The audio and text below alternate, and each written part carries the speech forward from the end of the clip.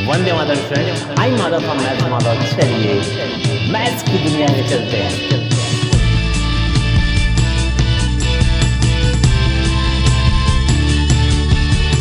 आज हम लोग फिर से एक नई प्रूविंग की तरफ बढ़ रहे हैं। सर्कल की प्रूविंग की एक सीरीज में फटाफट हम आगे बढ़ रहे हैं। और आज एक जो प्रूविंग है वो प्रूविंग आपसे क्या कर रही है कि एक आपका सर्कल है, ठीक है, जैसे आप अपने स्क्रीन पे देख सकते हैं कि यहाँ पे रिटन है कि आपके एक एनसीईआरटी का एक क्वेश्चन भी है और प्रूविंग भी है। यहाँ को गिवन है कि prove that the angle between two tangents drawn from an external point to a circle is supplementary to the angle subtended by the line segments joining the points of the contact at the centre. समझ में आया? नहीं समझ आया? मुझे भी समझ में नहीं आया। चलो तुम्हें समझाते हैं। तुम्हें गिवन क्या है, ये पढ़ने का तरीका बस इसलिए पढ़ दे रहा हूं ताकि कई बार क्या होता है ना कि स्टूडेंट कि तुम्हें क्वेश्चन प्रूविंग के लिए आ रहा है, तुम लैंग्वेज ही नहीं समझ पा रहे हो कि क्या करना था हमें। जब टीचर ने बताया कि अच्छा ये वाला करना था, तुम अरे ये तुमको पता था, लेकिन तुम क्वेश्चन पढ़ के नहीं समझ पाए कि प्रूव क्या करना है।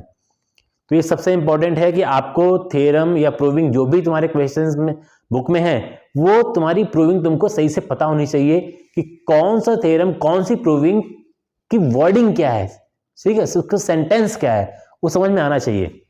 चलो अब मैं जो थ्योरम यहाँ ऊपर लिखा हुआ है, मैं प्रूविंग लिखी है ऊपर, इसे मैं तुम्हें समझा देता हूँ। ये कह रहा है कि एक टेंजेंट है, बार से ड्रॉ हो रहा सर्कल के ऊपर, ठीक है, और यहाँ पे तुम्हें एक रेडियस गिवन है।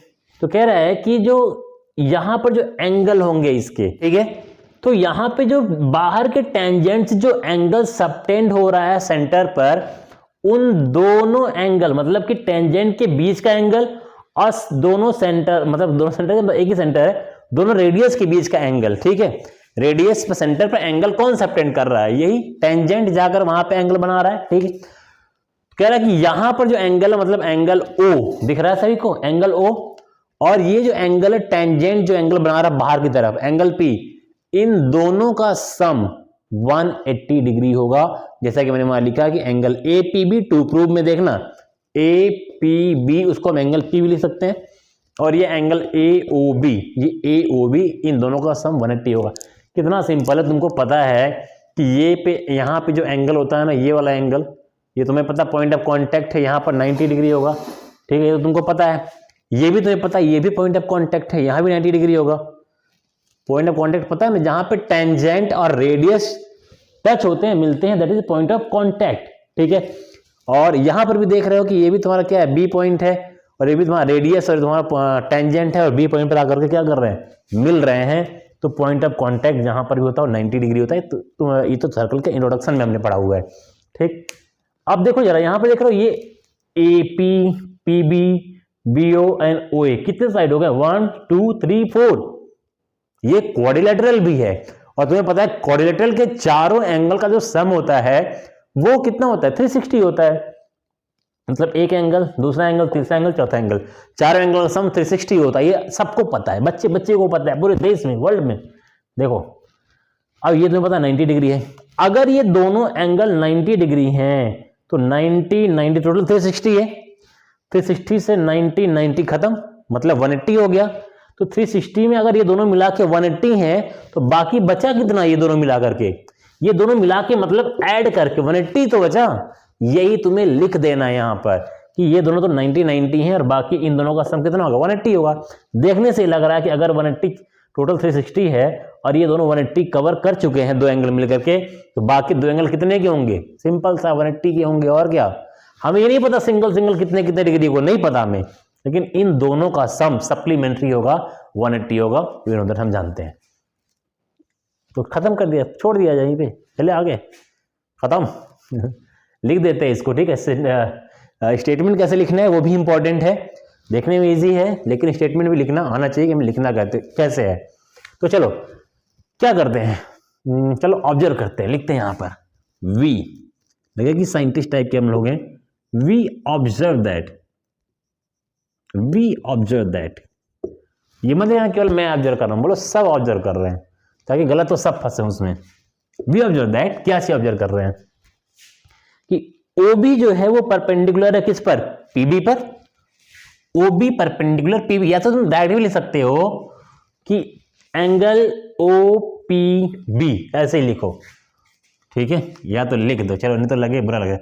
OB जो है, we observe that OB perpendicular, OB क्या है, परपेंडिकुलर है किस पे, PB पर, PB पर, OB perpendicular PB, perpendicular PB, therefore क्या लिख सकते हो तुम, angle OBP, angle OBP is equal to 90 degree. और तुम्हें रीजन लिखना हो ना, यहाँ पर रीजन लिख दो, क्या लिखोगे, एंगल बिटवीन, एक सिंपल सा रीजन होता है, एंगल बिटवीन रेडियस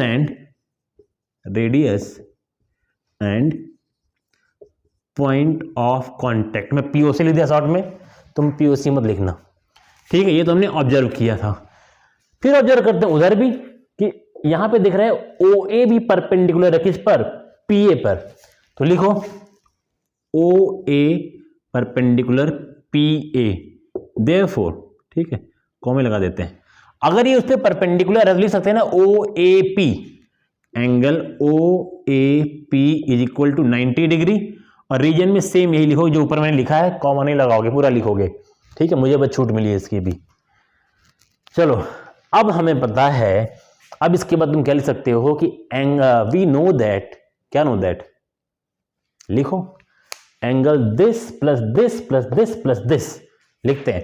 पहले दोनों जो 90 वाले हैं ना उसको एक जगह लिख लेते हैं, क्या क्या एंगल है ये दोनों, तो लिखो angle OAP OPA, angle OBP plus angle OAP plus, ये दो एंगल का नेम हमने लिख दिया। अब ये एंगल क्या है, AOB, लिखो एंगल AOB लिख दो, या पहले APB लिख दो, APB, ठीक है, एंगल APB प्लस एक क्या होता है, सेंटर वाला एंगल देख लो, AOB है, तो angle AOB is equal to 360 degree. मैंने देखो चारों एंगल्स लिख दिए हैं, 1 2 3 4, एक मैंने ये दोनों एंगल लिखा पहले, फिर ये वाला एंगल लिखा, फिर ये एंगल लिखा, चारों एंगल लिख दिया। तुम कोई जरूरी नहीं कि इसी सीक्वेंस से लिखो, तुमको जैसे मर्जी करे उस सीक्वेंस से लिखो, बस चारों एंगल का सम होना चाहिए। और हमें पता है कि ये चारों एंगल का सम 360 क्यों है, तो यहां पर एक रीजन लिखोगे, angle sum property of quadrilateral, ठीक है, angle sum property of quadrilateral, मतलब कि इसका सिंपल सा मतलब हुआ कि क्वाड्रिलैटरल के चारों एंगल का सम जो होता है वो 360 डिग्री होता है। अब वैल्यू पुट करो, इसकी वैल्यू कितनी है 90 डिग्री, इसकी वैल्यू कितनी है 90 degree, plus APB plus angle AOB equal to 360 degree. अब 90 ऐड करो, ठीक है, ये दोनों ऐड करो, कितना हो जाएगा 180 डिग्री प्लस, कितना खींच रहा हूं मैं अभी, चलो AOB इक्वल टू 360 डिग्री। अब ये 180 डिग्री उधर भेजो, इधर क्या बचेगा, APB बचा, इधर एंगल APB बचा, प्लस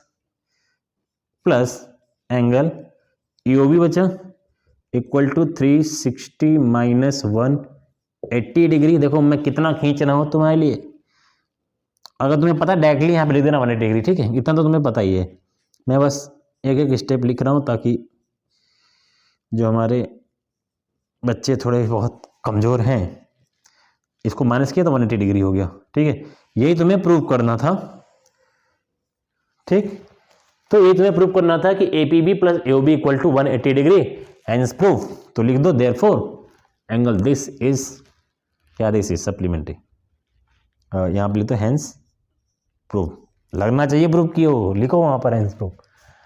तो यही तुम्हें सिंपल सा एक थ्योरम दिया हुआ था कि तुम्हें ये प्रूव करना था कि ये दोनों एंगल्स आपस में 180 डिग्री है। तुम्हें देखने से लग रहा था 180 डिग्री है, तुम लोग पहले समझदार थे, बस मैंने क्या किया, थोड़ा सा लिखना बता दिया, लिखना भी तुम्हें पता था। चलो, और बैक टू बैक प्रूविंग की सीरीज आगे बढ़ती रहेगी, आप लोग यूं ही साथ में बने रहिए। तब तक के लिए बाय बाय, गुड बाय, नहीं बाय बाय नहीं करना चाहिए ना, फिर मिलेंगे चलते चलते, लव यू टू ऑल।